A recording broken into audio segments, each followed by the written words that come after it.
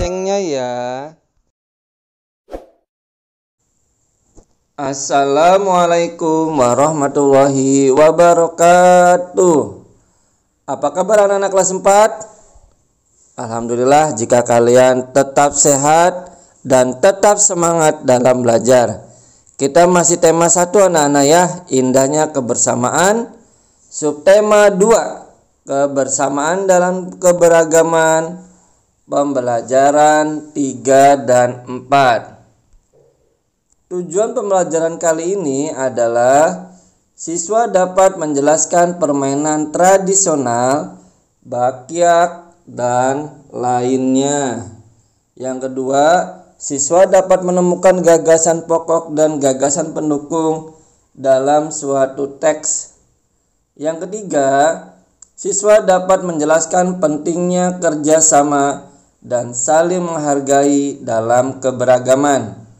Yang terakhir, siswa dapat mengukur sudut pada bangun datar dengan penggaris busur derajat. Nah, anak-anak, ini kita masih buku tema 1 anak-anak ya, indahnya kebersamaan. Baik, lanjut pada pembelajaran 3 anak-anak ya.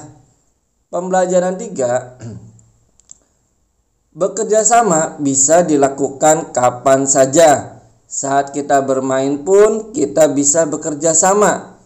Tahukah kamu bahwa kita dapat belajar bekerja sama dari permainan tradisional?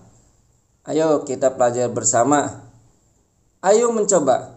Salah satu permainan tradisional Indonesia yang sangat menarik adalah permainan bakyak. Permainan ini berasal dari Sumatera Barat. Bakyak atau biasa disebut terompa bakuak di Sumatera Barat merupakan permainan yang membutuhkan kekompakan. Siapa yang pernah main bakyak anak-anak di sekolah atau pada saat 17 Agustus? Ya, pasti kalian sudah tahu atau sudah mencoba permainan bakyak ini. Nah, anak-anak, permainan tradisional yang membutuhkan kekompakan tim. Apakah tim itu anak-anak? Ya, tim itu bermain lebih dari 1 atau 2 orang lebih. Bisa 3, bisa 5, bahkan bisa 10 orang. Itu dalam satu tim. Nah, anak-anak, gambar pertama ini adalah permainan tradisional bakyak. Ya, kalian seperti memakai sandal atau sepatu dalam satu papan, anak-anak ya. Nah, di sini ada 3 orang siswa yang berbaju merah, ungu, dan kuning. Nah, ini anak-anak pernah mencoba permainan ini? Ya, apabila tidak kompak, maka papan itu tidak akan maju atau tidak akan berjalan. Bahkan, ayo siapa yang pernah terjatuh dalam permainan ini? Ya, itu bakyak. Yang kedua adalah, kalian tahu ini permainan apa? Ada talinya? Ya, betul. Permainan tarik tambang. Nah, permainan tarik tambang ini bagi yang bisa menarik lawannya sampai ke dalam ruangan kita, maka idealah yang menang. Bagi yang tertarik ataupun jatuh, maka dialah yang kalah. Ya, biasanya permainan ini dilakukan oleh anak-anak kelas 4, 5, dan 6. Jarang sekali dilakukan oleh anak kelas 1 anak-anak ya. Sebab permainan ini masih terlalu berbahaya, khawatir cedera. Nah, yang ketiga adalah permainan tradisional rangka alu. Ya, yang berasal dari Nusa Tenggara Timur. Ini adalah ada seorang gambar anak perempuan yang sedang meloncat, sedangkan teman yang lainnya memegang bambu. Ya, meloncat, buka, tutup, buka, tutup. Apabila tidak kompak, maka teman yang perempuan yang di atas ini kakinya akan terjepit. Dung, tak, tak, dung. Nah, biasanya diring lagu yang begitu anak-anak ya.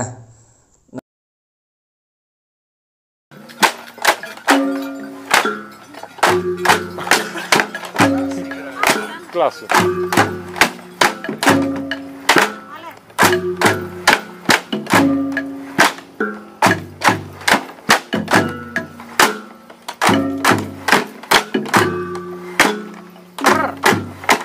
Baik, kita lanjut ya.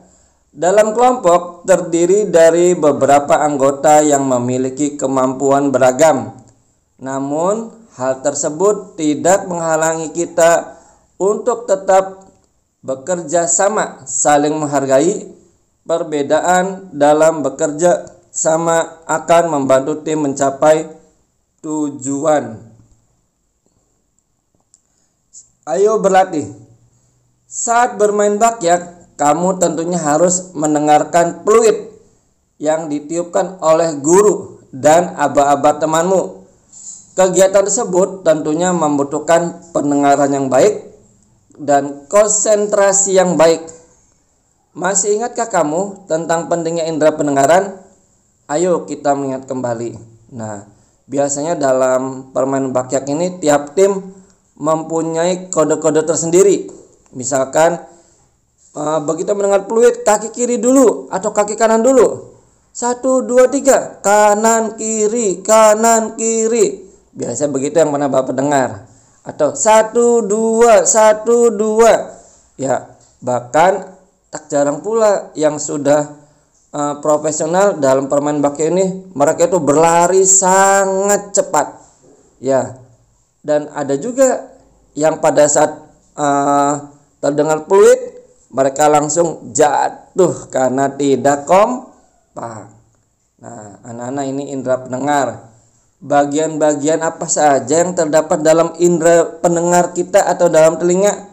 Ya, ini diantaranya ada daun telinga, rongga telinga, osikel, eustasius, dan telinga bagian dalam, dan lain-lain. Masih ada bagian lainnya.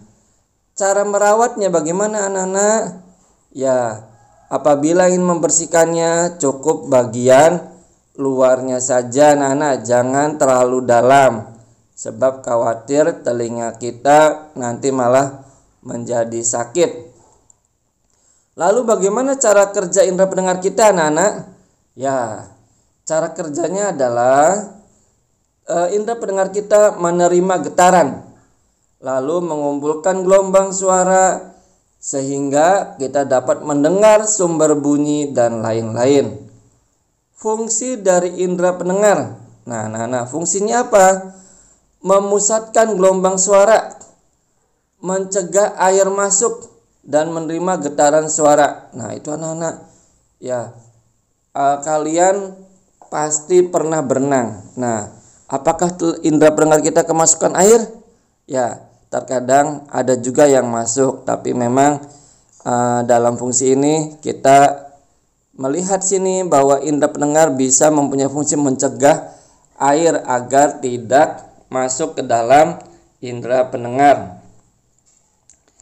Nah, kita lihat anak-anak, telinga sangat penting bagi kita. Dengan telinga kita dapat mendengar bunyi-bunyian. Kamu sudah melakukan percobaan tentang sumber bunyi? Ya, kamu bisa mendengar alat musik tradisional karena telingamu berfungsi dengan baik. Oleh sebab itu, rawatlah telingamu dengan baik. Nah, sekarang kamu akan melakukan percobaan tentang sumber bunyi seperti pelajaran sebelumnya. Namun, kamu harus mencari sendiri alatnya dan mencoba membunyikannya. Dan kamu bisa mencari berbagai peralatan seperti kertas, kayu, dan sebagainya. Lakukanlah permainan bunyi bersama dengan teman dan kelompokmu secara bergantian. Dan kamu bisa menebak suara apakah itu. Tek, tek, tek, tek. Oh, itu suara batu yang dipukul. Tring, tring, tring, tring. Oh, itu suara gelas yang dipukul. Kalau kayu gimana ya? Ya, silakan. Itu suara apa dan cari asal suaranya. Nah, anak-anak, kita di sini ayo membaca. Di pembelajaran sebelumnya kamu telah membaca tentang cerita tong sampah gotong royong. Nah, dalam pelajaran ini kalian disuruh membaca kembali cerita tersebut dan tulislah gagasan pokok dan gagasan pendukungnya. Ya, gunakan diagram-diagramnya. Nah, nanti Bapak akan tampilkan kembali bacaan tong sampah gotong royongnya. Lalu kita cari apakah gagasan pokoknya dan gagasan pendukungnya. Nah, kita lihat anak-anak, ini ada paragraf pertama. Ya, ada yang berbeda setelah senam pagi pada minggu ini. Ya, warga berkumpul sebagai berbagai peralatan dan perlengkapan di lapangan kampung. Nah, ini adalah gagasan pokoknya. Pada hari Minggu, warga berkumpul di lapangan, ya, membawa perlengkapan di lapangan kampung. Lalu apakah gagasan pendukungnya, Nana? Ya, ada yang membawa drum kosong, ada yang membawa bambu, ada yang membawa karung plastik bekas, ember bekas yang tersusun di pojok kiri lapangan. Ada juga yang membawa kaleng cat, koas, wadah cat, dan peralatan lainnya. Itu adalah gagasan pendukungnya. Lalu paragraf kedua, apa gagasan pokoknya anak-anak? Ya, gagasan pokoknya adalah Pak Made sebelum bekerja bakti itu Pak Made izin dulu melakukan ibadah, ya, ke pura atau pura. Itu gagasan pokoknya. Gagasan pendukungnya adalah, ya, warga tetap bekerja gotong royong, menyiapkan tempat sampah baru. Udin, Siti, dan Edo membantu Pak Ismail. Lalu apa lagi ya? Keranjang akan menjadi tempat sampah kebun, ya. Ada lagi yang memoleskan cat dasar putih pada ember bekas. Ada juga yang menambah lubang-lubang di karung, dan ada juga yang menyimpan sampah kering. Nah, itu adalah gagasan pendukung dari paragraf kedua. Lalu inilah tanda panah anak-anak paragraf ketiga. Ya, apakah gagasan pokoknya? Ya, gagasan pokoknya kira-kira jam 10 Pak Made dan keluarganya sudah kembali dari kegiatan ibadah. Tong sampah baru siap dihias. Nah, kira-kira itu anak-anak gagasan pokoknya. Pak Made dan keluarganya sudah kembali dari kegiatan ibadah. Lalu apakah gagasan pendukungnya? Ya, gagasan pendukungnya Dayu, Pak Made berkeliling membuat bola hiasan. Oh, rupanya Pak Made ini hebat atau jago dalam hias anak-anak.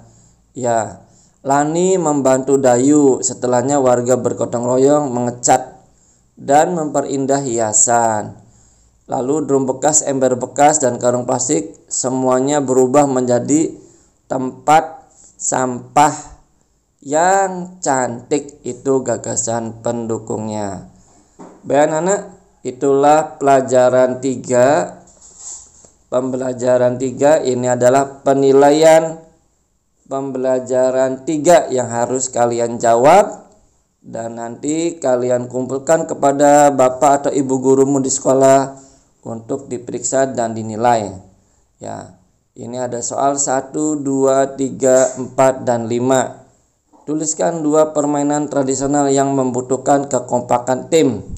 Dari mana bakyak itu? Ya, apakah permainan bakyak dan tarik tambang bisa main 1 orang? Iya atau tidak? Lalu berikan alasanmu. Ya, yang keempat bagian-bagian telinga. Yang kelima, apakah gagasan pokok dari paragraf kedua dalam teks tong sampah gotong royong? Itu adalah penilaian pembelajaran 3. Baik, kita lanjut ke subtema 2, kebersamaan dalam keberagaman, pembelajaran 4. Ya, Nana, ini ada seorang anak ini, Dayu, mungkin ya, ini Dayu. Sebelumnya kita sudah banyak belajar tentang indahnya keberagaman budaya Indonesia. Bagaimana cara menjalin kebersamaan dalam keberagaman tersebut? Ya, mari kita gali lebih jauh. Dengan bekerja sama, kebersamaan dalam keberagaman akan semakin terjalin dengan baik. Ya, jika kita bersama beragam tapi kita tetap saling menghormati, saling menghargai, maka pasti semua akan menjadi lebih baik. Selanjutnya, seperti apa ya bentuk kerjasama yang lain itu? Ya, bacalah teks berikut. Nah, perbedaan bukanlah menjadi penghalang. Ya, perbedaan bukanlah penghalang. Nah, tidak seperti biasa, hari Minggu ini sekolah terlihat ramai. Hari itu semua siswa diminta datang ke sekolah untuk menghias kelas masing-masing.